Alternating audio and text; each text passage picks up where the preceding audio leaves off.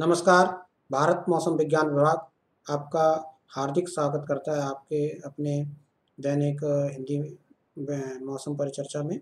आज 27 फरवरी है। इस परिचर्चा में हम पिछले 24 घंटे में भारत के विभिन्न भागों में मौसम कैसा रहा उसके बारे में और सिनॉप्टिक सिस्टम्स और आने वाले 4-5 दिनों में भारत के विभिन्न क्षेत्रों में मौसम कैसा रहेगा इसके बारे में हम अपनी जानकारी साझा करेंगे।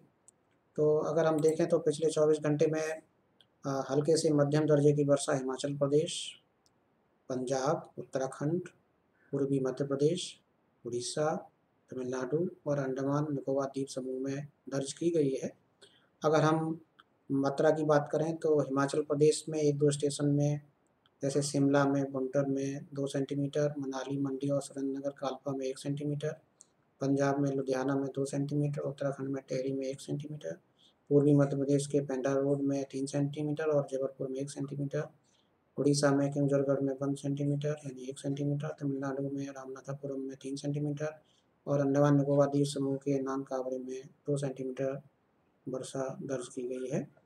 और इसी के साथ साथ ओलावृष्टि भी 1-2 जगह पर उत्तराखंड में, पंजाब में, हरियाणा में और पश्चिमी उत्तर प्रदेश में भी पिछले 24 घंटे में खासतौर से रात के समय में देखने को मिली।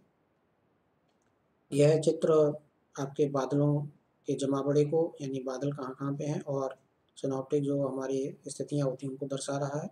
तो आप देख सकते हैं कि जो हमारा दक्षिणी अंडमान सी का जो दक्षिणी अंडमान समुद्र है वहाँ पर और उसके आसपास का जो लगा हुआ बंगाल की खाड़ी है, साउथ ईस्ट का जो पोर्शन है वहाँ पर अच्छे बादल दिखाई दे रहे हैं। इसके अलावा जो आपका पूर्वी भारत है, खासतौर से झारखंड, बिहार और जो पश्चिम बंगाल है और उत्तरी छत्तीसगढ़ वहाँ पर भी हल्के बादल दिखाई दे रहे हैं।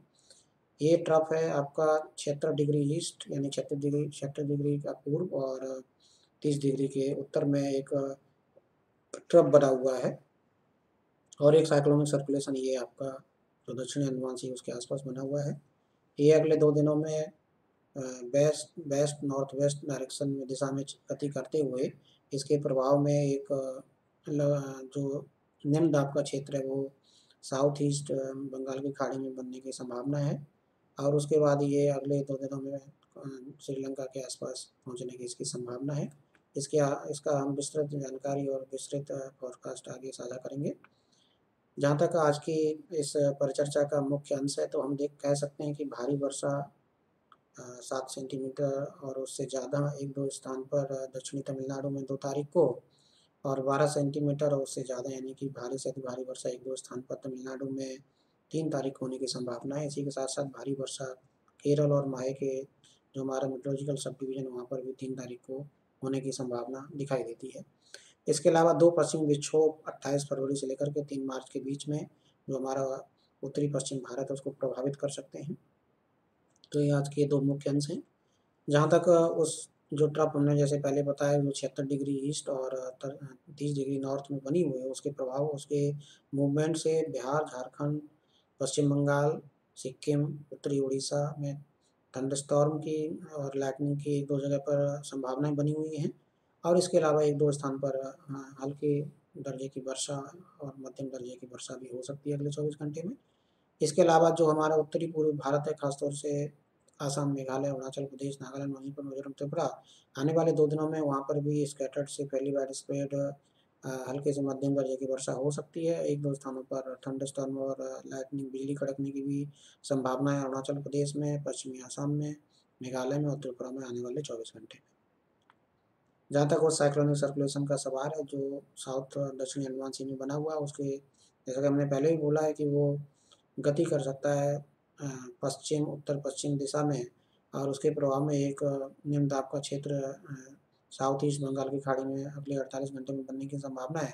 इसके अलावा वो फिर धीरे धीरे चलते हुए श्रीलंका पहुंच सकता है उसके आगे आने वाले 48 घंटे में। कुल मिला के 2 और 3 तारीख के आसपास जो हमारा तमिलनाडु मेट्रोलॉजिकल सब डिवीज़न है इसके प्रभाव में वहाँ पर वर्षा हो सकती है। तो हम कुल मिला के ये बोल सकते हैं कि फैली वाइड स्प्रेड से वाइड स्प्रेड रेनफॉल जो है थंडर लाइटनिंग आपका जो अंडमान निकोबार आइलैंड्स हैं द्वीप समूह है वहाँ पर आज और कल खासतौर से हो सकती है। वैसे ये वर्षा 27 से 1 मार्च तक बने रहने की संभावना है और एक दो स्थान पर भारी वर्षा भी निकोबार द्वीप समूह में 27 और 28 फरवरी को होने की संभावना है। इसके अलावा स्कैटर्ड से फैली वाइड स्प्रेड हल्की से मध्यम दर्जे की वर्षा, इसके साथ साथ थंडरस्टॉर्म की और जो बिजली कड़कने की घटनाएं एक दो स्थान पर हो सकती हैं। इसके साथ साथ भारी वर्षा जो है दक्षिणी तमिलनाडु में 2 तारीख को और केरल माहे में 3 तारीख को होने की संभावना है। इसके साथ ही साथ 3 तारीख को भारी वर्षा यानी कि 12 सेंटीमीटर से ज़्यादा वर्षा एक दो स्थान पर तमिलनाडु में 3 मार्च को देखने को मिल सकती है।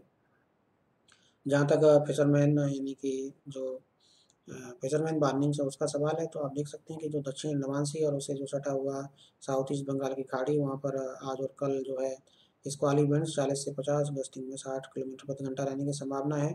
इसके अलावा साउथ ईस्ट और उसे सटा हुआ जो south west bay of Bengal, वहाँ पर 1 मार्च को, और south west bay of Bengal, gulf of Mannar, उसके साथ साथ तमिलनाडु का जो तट है उसके आसपास जो है 2 और 3 तारीख को स्क्वाली विंड्स हवाएं 40 से 50, गस्टिंग में 60 किलोमीटर प्रति घंटा बने रहने की संभावना है।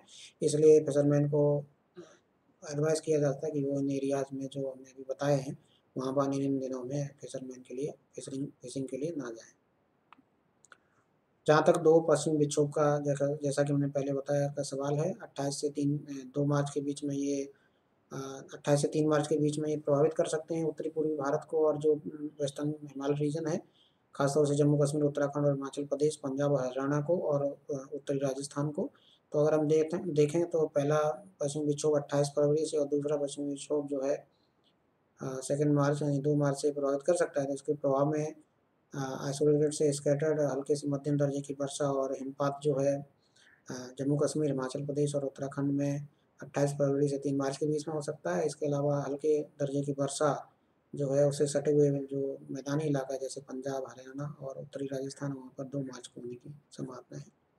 इसी के अनुरूप हमने इसमें चित्र में वार्निंग दर्शाई है। खासतौर से 27 तारीख को हमने पीला कलर जो है छत्तीसगढ़, झारखंड, पश्चिम बंगाल और जो उत्तरी पूर्व के राज्य हैं जैसे अरुणाचल प्रदेश, असम, मेघालय, नागालैंड, मणिपुर, मिजोरम, त्रिपुरा, इनको दिया है क्योंकि यहाँ पर थंडरस्टॉर्म और लाइटनिंग की संभावना बनी हुई है। इसके अलावा हल्के थंडरस्टॉर्म जो है, हल्की लाइटनिंग बिहार और सब हिमालयन, वेस्ट बंगाल और सिक्किम में भी अगले 24 घंटे में होने की संभावना है।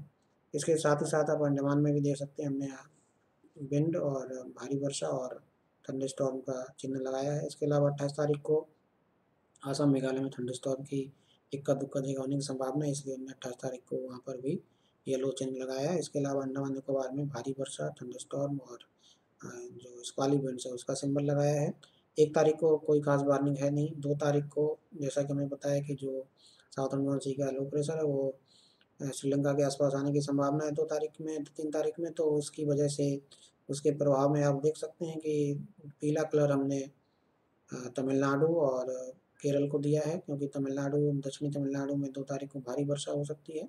इसके साथ ही साथ जो फिशरमैन के लिए स्क्वाली विंड्स भी तमिलनाडु तट के आसपास बनी रहने की संभावना है। 3 तारीख को अपने जो दक्षिण दक्षिण प्रायद्वीपीय भारत है, खासतौर से दक्षिणी तटीय आंध्र प्रदेश, रायलसीमा, दक्षिणी इंटीरियर कर्नाटक, केरल माहे और तमिलनाडु में येलो कलर यानी पीले कलर दिए हुए हैं क्योंकि यहाँ पर थंडरस्टॉर्म, लाइटनिंग और केरल और तमिलनाडु में भारी वर्षा भी जैसा कि मैंने पहले बताया होने की संभावना है। तो कुल मिला के ये आपका चित्र में दर्शाया गया है।